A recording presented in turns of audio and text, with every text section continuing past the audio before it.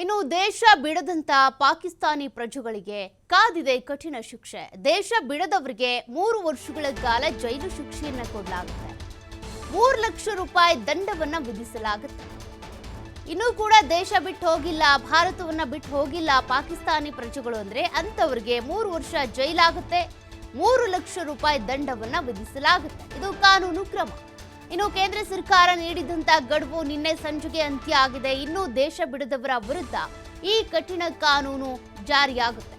ವಲಸೆ ಮತ್ತು ವಿದೇಶಿಯರ ಕಾಯ್ದೆ 2025ರ ಪ್ರಕಾರ ಹೊಸದಾಗಿ BNS ಕಾಯ್ದೆ ಏನ್ ಬಂತಲ್ಲ, ಅದರ ಅಡಿಯಲ್ಲಿ ಪಹಲ್ಗಾಮ್ ದಾಳಿ ಬಳಿಕ ದೇಶ ತೊರೆಯೋದಕ್ಕೆ ಸೂಚನೆಯನ್ನ ಕೊಡಲಾಗಿತ್ತು. ವೈದ್ಯಕೀಯ ವೀಸಾ ಹೊಂದಿರುವವರಿಗೆ ಏಪ್ರಿಲ್ 29ರವರೆಗೆ ಅಂದ್ರೆ ನಾಳೆವರೆಗೂ ಕೂಡ ಟೈಮ್ ಇದೆ. ನಾಳೆ ಒಳಗಾಗಿ ಅಂತವ್ರು ಇಲ್ಲಿ ಚಿಕಿತ್ಸೆಗೆ ಅಂತ ಏನ್ ಬಂದಿರ್ತಾರೆ, ಮೆಡಿಕಲ್ ವೀಸಾವನ್ನ ತೆಗೆದುಕೊಂಡು ಬಂದಿರ್ತಾರೆ, ಅಂತವ್ರು ನಾಳೆ ಒಳಗಾಗಿ ದೇಶ ಬಿಟ್ಟು ಹೋಗ್ಬೇಕು. ವೈದ್ಯಕೀಯ ವೀಸಾ ಹೊಂದಿರುವವರಿಗೆ ನಾಳೆಯೇ ಡೆಡ್ ಲೈನ್, ನಾಳೆ ಸಂಜೆ ಒಳಗೆ ಅವರು ಹೋಗ್ಬೇಕಾಗುತ್ತೆ. ಇನ್ನು ಉಳಿದಂತ ವೀಸಾ ಯಾರ್ಯಾರು ಹೊಂದಿದ್ರಲ್ಲ ಅವರೆಲ್ರಿಗೂ ಕೂಡ ನಿನ್ನೆಗೇನೆ ಡೆಡ್ ಲೈನ್ ಮುಗ್ದಿದೆ. ಇನ್ನೂ ನಾವು ಹೋಗಿಲ್ಲ, ಇಲ್ಲೇ ಉಳ್ಕೋತೀವಿ ಅಂತ ಅವ್ರು ಏನಾದರೂ ಅನ್ಕೊಂಡಿದ್ರೆ ಅಂಥವ್ರಿಗೆ ವಿದೇಶಿ ಪ್ರಜೆಗಳು ಇಲ್ಲಿ ಬಂದು ಅಕ್ರಮವಾಗಿ ಉಳಿದುಕೊಂಡಿದ್ದಾರೆ ಅಂತ ಅವ್ರನ್ನ ಪರಿಗಣನೆಗೆ ತೆಗೆದುಕೊಳ್ಳಲಾಗುತ್ತೆ BNS 2025ರ ಕಾಯ್ದೆಯ ಪ್ರಕಾರ. ಹಾಗಾಗಿ ಅವರಿಗೆ ಜೈಲು ಶಿಕ್ಷೆಯೂ ಆಗಬಹುದು, ಜೊತೆಗೆ ದಂಡವನ್ನು ವಿಧಿಸಬಹುದು. ಇದು ಭಾರತೀಯ ಕಾನೂನಿನ ಪ್ರಕಾರ.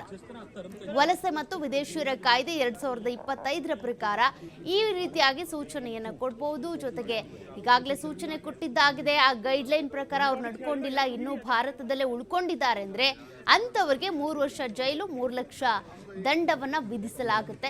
ಯಾರ್ಯಾರು ಇನ್ನೂ ಉಳ್ಕೊಂಡಿದ್ದಾರೆ ಅದನ್ನು ಪತ್ತೆ ಹಚ್ಚೋದಕ್ಕೆ ಅಂತ ಈಗಾಗಲೇ SP ಗಳಿಗೆ, ಆಯಾ ರಾಜ್ಯಗಳಲ್ಲಿ ಮುಖ್ಯಮಂತ್ರಿಗಳು SP ಗಳಿಗೆ ಜೊತೆಗೆ ಹಿರಿಯ ಅಧಿಕಾರಿಗಳಿಗೆ ಸೂಚನೆ ಕೊಟ್ಟಿರ್ತಾರೆ. ಅಕ್ರಮವಾಗಿ ಯಾರ್ಯಾರು ಉಳ್ಕೊಂಡಿದ್ದಾರೆ, ಜೊತೆಗೆ ಈಗ ವೀಸಾ ಪಡ್ಕೊಂಡು ಬಂದವರು ಕೂಡ ದೇಶ ಬಿಟ್ಟು ಹೋಗಿ ಅಂದ್ರೂ ಹೋಗಿಲ್ಲ ಅಂದ್ರೆ ಅಂಥವರನ್ನು ಕೂಡ ಅಕ್ರಮ ವಲಸಿಗರು, ಅಕ್ರಮ ವಿದೇಶಿಯರು ಅಂತಾನೆ ಪರಿಗಣಿಸಲಾಗುತ್ತೆ. ಹಾಗಾಗಿ ನಿನ್ನೆವರೆಗೂ ಏನ್ ಟೈಮ್ ಇತ್ತು, ಹೋಗಿಲ್ಲ ಅಂತಂದ್ರೆ ಅವರ ವಿರುದ್ಧ ಕ್ರಮ ಆಗುತ್ತೆ. ಇನ್ನು ವೈದ್ಯಕೀಯ ವೀಸಾ ಪಡ್ಕೊಂಡು ಬಂದಿರೋರು ಏನಿದ್ದಾರೆ ಅವ್ರು ನಾಳೆ ಸಂಜೆ ಒಳಗಾಗಿ ದೇಶ ಬಿಟ್ಟು ಅವ್ರ ದೇಶಕ್ಕೆ ಹೋಗ್ಬೇಕಾಗುತ್ತೆ. ಇಲ್ಲಿ ಪಹಲ್ಗಾಮ್ನಲ್ಲಿ ನಡೆದಂತ ಹಿಂದೂ ಹತ್ಯಾಕಾಂಡಕ್ಕೆ ಇದು ಪ್ರತೀಕಾರ. ಹಿಂದೂ ಅಂತಾನೆ ಅಲ್ಲ, ಯಾರ ಹತ್ಯಾಕಾಂಡ ಆದ್ರೂ ಕೂಡ ಇದೇ ರೀತಿಯ ನಿಯಮಗಳನ್ನ ಅಥವಾ ಕಠಿಣ ರೂಲ್ಸ್ಗಳನ್ನ ತೆಗೆದುಕೊಳ್ಳೇಬೇಕಾಗುತ್ತೆ. ಅದರಂತೆ ಈಗ ನಡೀತಾ ಇರುವಂಥದ್ದು.